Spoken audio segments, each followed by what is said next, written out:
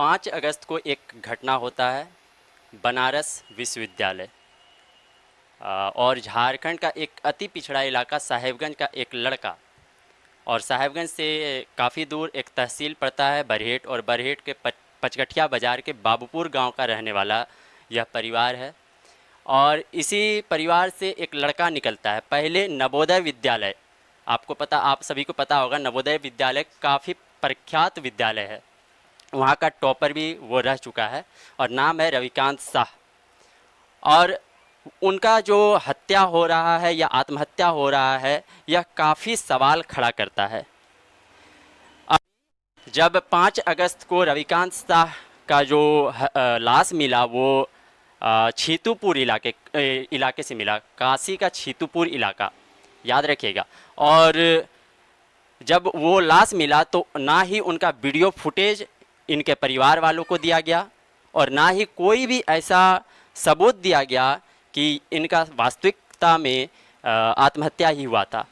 तो हम लोग उनके परिवार वाले से आज बात कर रहे हैं और जानेंगे कि उनके बीच का क्या सवाल है और वो क्या सवाल वहाँ प्रशासनिक व्यवस्था हैं और जो विश्वविद्यालय के प्रशासन हैं उनसे क्या सवाल कर रहे हैं। रविकांत शाह के जो पिताजी हैं और वो अभी हमारे साथ में हैं, उनके घर पे आए हुए हैं, तो वो बताएंगे कि क्या हुआ था उस दिन और कैसे हुआ था।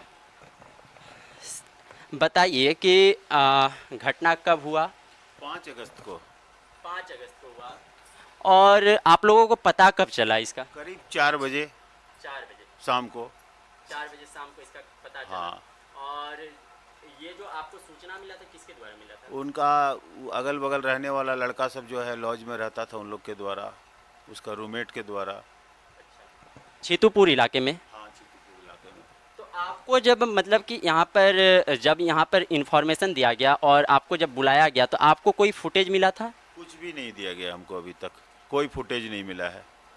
उसके बाद जिस रूम में आत्महत्या या हत्या हुआ, जो भी हो, हम तो नहीं जान रहे हैं, लेकिन वो भी सील बंद था, हम देख भी नहीं पाए। हॉस्पिटल गए और डेड बॉडी पोस्टमार्टम करके हमको दिया, एक छोटा सा कागज़ दिया, हम लेके आए हैं बस।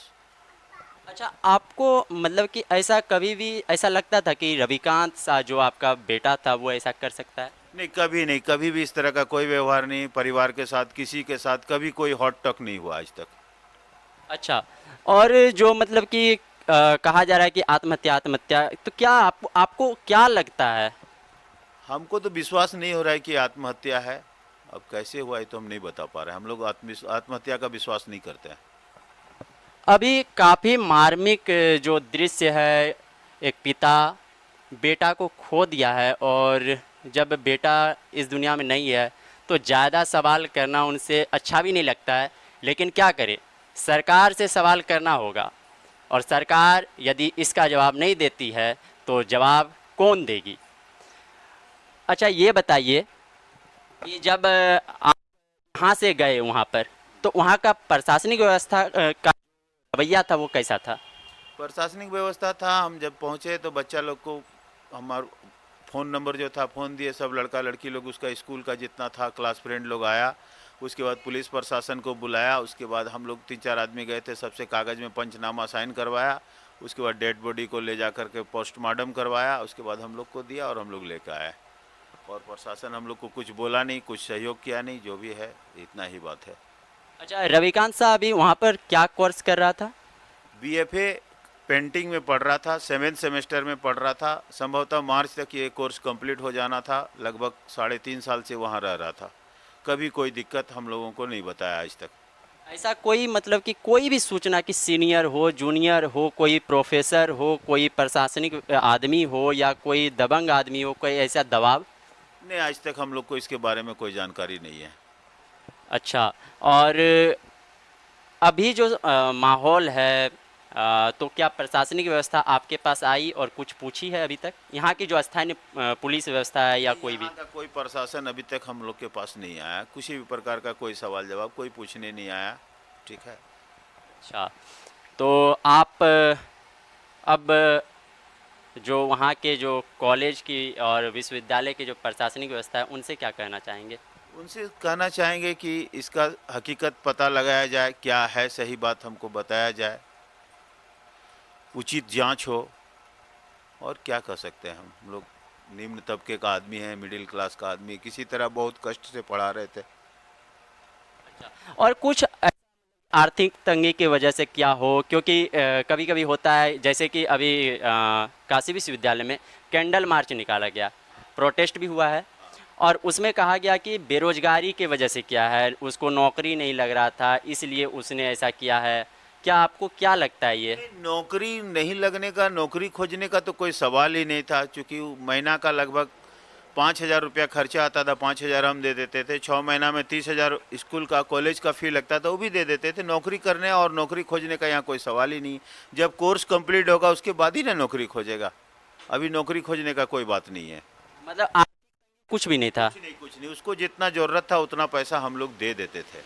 और ऐसा तनाव डिप्रेशन जिसको कहते हैं? कुछ नहीं, तनाव डिप्रेशन होने का हमको तो समझ में नहीं आ रहा। जब पैसा जितना ज़रूरत है उसको दे दे रहे थे, परफॉर्मेंस भी अच्छा ही था, तो फिर डिप्रेशन का क्या सवाल है। अच्छा, और उसका जो इतिहास है, जो पुराना इतिहास था रविकांत का, वो क्या था?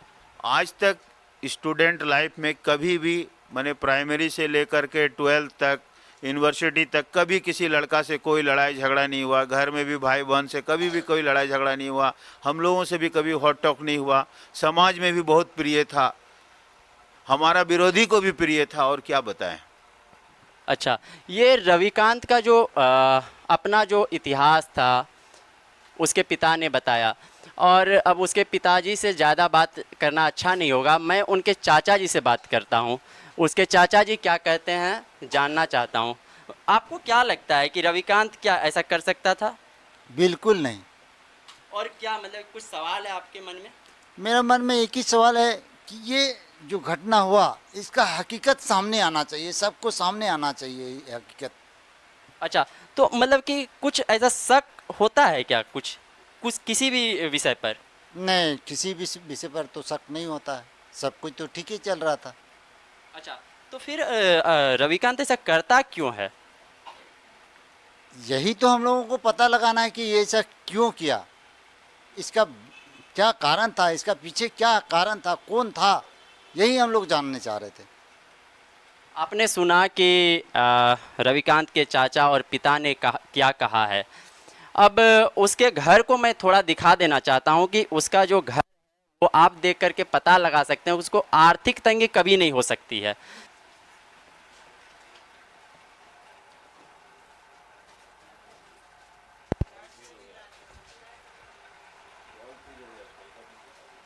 इधर दिखाओ।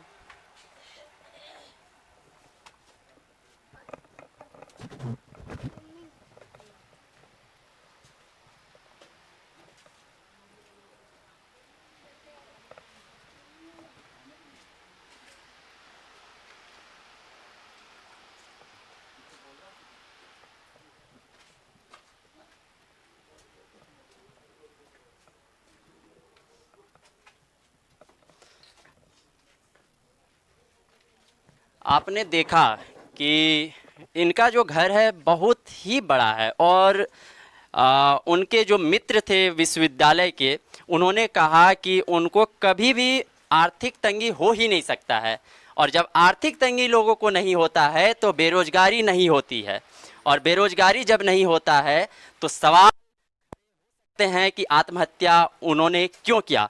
उनकी माता हैं, और उनकी उनकी माता अब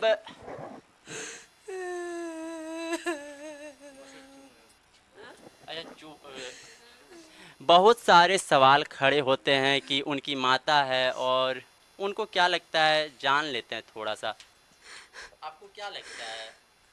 मेरा बेटा कभी ऐसा नहीं कर सकता था, कभी नहीं, ऐसा उस तरह का बात कभी नहीं करता था मेरा बेटा। जब भी बात करता था तो अच्छा से हमसे बात करता था। कभी हमको विश्वास नहीं हुआ मेरा बेटा इस तरह काम करेगा, कभी नहीं। मेरा जब भी बात करता था तो बहुत अच्छा से प्रेम से हमसे बात करता था। आप उनकी मौसी हैं, आप कुछ बोलना चाहते मेरा बेटा ऐसा नहीं था, कभी किसी को नहीं बोलता, समझाता था कि सब बाल बच्चा जितना भी कर। मेरा बेटा कभी ऐसा नहीं कर सकता था। बहुत समझदार बेटा था मेरा। उस तरह का लाल दुनिया में हम नहीं देखे थे। आज मेरा लाल चला गया। आपको आश्चर्य होगा कि जो रविकांत सा था वो इकलौता बेटा था अपने घर का, मतलब इकलौता चिराग था, और उन्होंने ऐसा किया है, उसका ये कदम, वो इनके परिवार वालों का कहना है कि वो ऐसा कदम उठा ही नहीं सकता है। रविकांत के बारे में आपको क्या, मतलब आपका क्या ख्यालात है? ख्याल तो बहुत अच्छा था, बहुत अच्छा लड़का था। हम सब घर में मिला जुला रहते थे हम लोग, हमसे भी हर बात शेयर करते थे, कोई तकलीफ नहीं था उसको मन में। और मतलब कि कभी ऐसा लगा कि रविकांत ऐसा करेगा? नहीं, अभी ऐसा कभी लगा ही नहीं हमको, और अभी कैसा महसूस ही नहीं होता है कि ऐसा कर सकता है वो। कभी बताया कि बेरोजगारी के नहीं, ऐसा कोई बार हम लोग रहते हो उसको कोई बेरोजगारी की जरूरत ही नहीं है, उसको तो हम लोग पढ़ने के लिए भेजे, बेरोजगारी का कोई सवाल ही नहीं उठता। आप उसके कौन? छोटा चाचा है, आपका नाम? नंद किशोर। इसी के साथ काफी सवाल खड़ा होता है, क्या प्रशासनिक व्यवस्था और काशी की विश्वविद्यालय प्रशासन इसका जवाब ढूंढ पाएगी? क्या रविकांत के मौत की गुत्थी प्रशासन सुलझा पाएगी? और भी कई सवाल खड़ा होता है, जिसका जवाब रविकांत के परिवार वालों को देना होगा। अब देखना होगा झारखंड की राज्य सरकार, उत्तर प्रदेश की योगी सरकार और केंद्र सरकार इस पर कितनी गंभीरता से कार्रवाई करती है।